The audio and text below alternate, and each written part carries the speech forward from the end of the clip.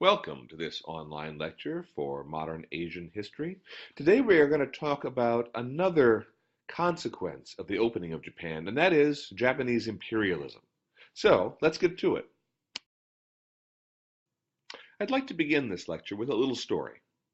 The story begins in January of 1876 when a fleet of foreign warships appeared in the harbor of an Asian nation. This fleet demanded that the nation open its borders to trade and diplomacy. This nation, weakened by centuries of foreign intervention, had no choice but to agree to a series of unequal treaties that forced their ports open to trade. Now, this story may sound familiar to you, but in reality, there's something new going on. That's because the nation that sent the fleet of warships was Japan. The nation that was forced to sign the unequal treaties this time was Korea. Over the next 65 years, Japan will demonstrate that it had learned well from the Westerners. Not only had they learned about science and technology, but they also had learned about something called imperialism. Merriam-Webster's dictionary defines imperialism as, quote, a policy or practice by which a country increases its power by gaining control over other areas of the world, end quote. Now, the late 19th century was a golden age for imperialism, especially European imperialism. From the 1840s through World War II, European nations, especially Great Britain and France, seized control over vast territories around the globe. The chief targets were the continents of Africa, which was carved up among 7 different European powers, and of course Asia. Japan watched as Great Britain seized India and Burma, while France took over what is now Vietnam, Cambodia, and Laos. The Dutch exercised influence in the East Indies, while all European powers seized small chunks of China. Even the United States got into the act when it annexed the Philippines after the Spanish-American War in 1898. In fact, U.S. imperialism went farther than simply the Philippines. Matthew Perry's aggressive opening of Japan in 1853 was also an act of imperialism. While the U.S. did not seize Japanese territory, it did force Japan to sign the unequal treaties. Thus, the Japanese, frightened by the Americans' aggressive moves and of European efforts to carve out colonies in Asia, decided that it had to move with strength to protect its own interests. The alternative was to risk becoming a Western colony themselves.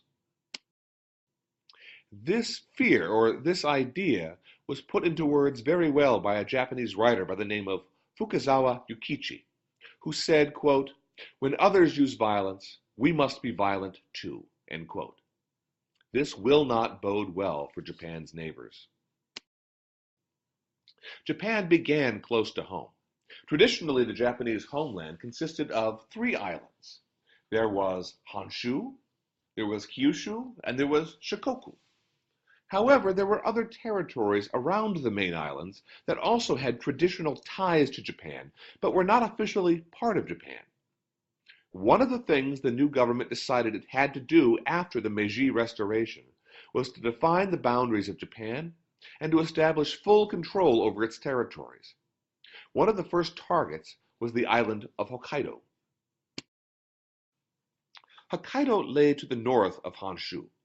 While culturally it had some ties with Japan, it had never been considered part of the home islands. That changed in 1869, just 1 year after the Meiji Restoration, by the way, when the Japanese began to intentionally bring Hokkaido into Japan's sphere of influence. Now, Hokkaido was not empty at this point in time. In fact, it was home to a people known as the Ainu. They were a rather primitive people by modern standards, in that they continued to practice hunting and gathering. Now, the Japanese seized their lands and sent in colonists to try and make the islands more, well, Japanese. So who were some of those colonists? Well, many of them were in fact former samurai. The Japanese government saw an opportunity in Hokkaido to deal with some of the thousands of samurai that had been left without a way of life following the abolition of the class system. In exchange for land, a house, and farming equipment, the samurai had to agree to become farmers. About 8,000 samurai took the government's offer and moved to Hokkaido. So, what happened to the Ainu? Well, the Japanese decided that they needed to leave their hunting and gathering lifestyle behind and become farmers, much like the samurai were becoming farmers. It was also decided that they needed to assimilate fully into Japanese life and culture. They were forbidden to speak their native language, and they were forced to give up their names for new Japanese names. The transformation was not an easy one, and many of the Ainu lost their farms and ended up living in slums and in ghettos. Meanwhile, to the south, the Japanese also were making moves to seize control of the Ryukyu Islands, an archipelago that stretched south of Japan toward the Chinese coast. Another target of the Japanese was Taiwan, a large island just off of China. These islands posed a challenge for the Japanese. The Ryukyus were independent, and historically they had a close relationship with China. Taiwan, on the other hand, was part of China. Any claim Japan made there was certain to cause problems with East Asia's largest nation. In 1874, the Japanese decided to use an incident on Taiwan to their advantage. Some fishermen from the Ryukyus were shipwrecked on Taiwan, where they were murdered by the Taiwanese. Claiming that the fishermen were Japanese citizens, the Japanese rushed troops to Taiwan.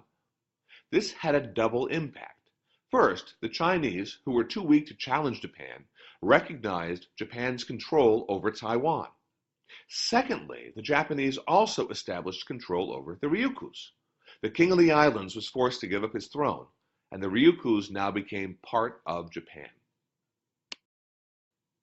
Once Japan's boundaries were secure, the new government decided it needed to take on a new role in Asian affairs. Claiming that all of Asia was threatened by Western imperialism, the Japanese argued that other nations needed to follow Japan's lead and begin to quickly modernize. But this issue was not merely one of one nation trying to help another. Instead, the Japanese defined it in terms of national security. According to Fukazawa Ikichi, who we met earlier, quote, "A man who lives in a stone house is not safe from fire if his neighbor lives in a wooden one. The person with the more secure abode should try to persuade his neighbor to rebuild. But if a crisis should be at hand, he is justified in invading his neighbor's land, not because he covets his neighbor's land or hates his neighbor, but simply to protect his own house from fire." End quote. Now think about what Fukazawa is saying here. This argument is going to be the justification for what Japan does next. Now, we have already discussed Japan's effort in 1876 to force Korea to give it special trading rights. This move, along with Japan's seizure of Taiwan, aggravated the Chinese. China and Korea had long had a special relationship. The tensions between Japan and China continued to build until something called the Tianjin Convention of 1885, which was just a meeting between the Japanese and the Chinese. The whole purpose of the convention was to discuss what should be done with Korea. Now, ultimately, both the Japanese and the Chinese decided that they could work together on the peninsula. To ensure peace, both China and Japan promised not to stage troops in Korea. They also said they would not move troops into the area without first notifying the other. The convention worked until 1894, when Korea faced a variety of crises. Specifically, there were a number of rebellions within the country that threatened the existence of the government.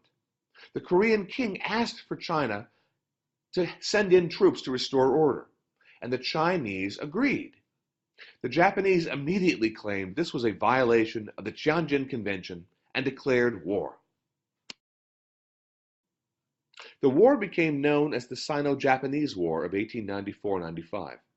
Most experts thought that China would make short work of its island neighbor. China had long been the region's great power, while Japan had long been subordinate. Instead, however, Japan's modern army and navy quickly destroyed China's forces. The Chinese were forced to ask for peace. Japan forced a harsh peace on the Chinese. They demanded that the Chinese pay a huge sum in war reparations. In other words, China was going to be forced to pay for this war. They also demanded control of the Liaodong Peninsula. That peninsula lay just to the west of Korea.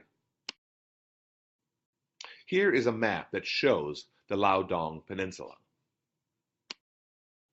So in conclusion, after Matthew Perry opens Japan in 1853, and the Japanese overthrow the Tokugawa shogun and replace it with the Meiji Restoration, Japan begins to embark on a policy of westernization. Well, we've already talked about this. This policy of westernization involves attempts to modernize Japanese science and technology, to try and introduce educational reform, universal conscription, and even governmental reform in the form of the Meiji Constitution.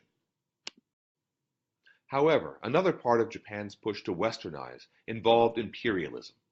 And as Japan's strength grew, it was going to become a threat not just to its neighbors, but to the Western powers that had once dominated it.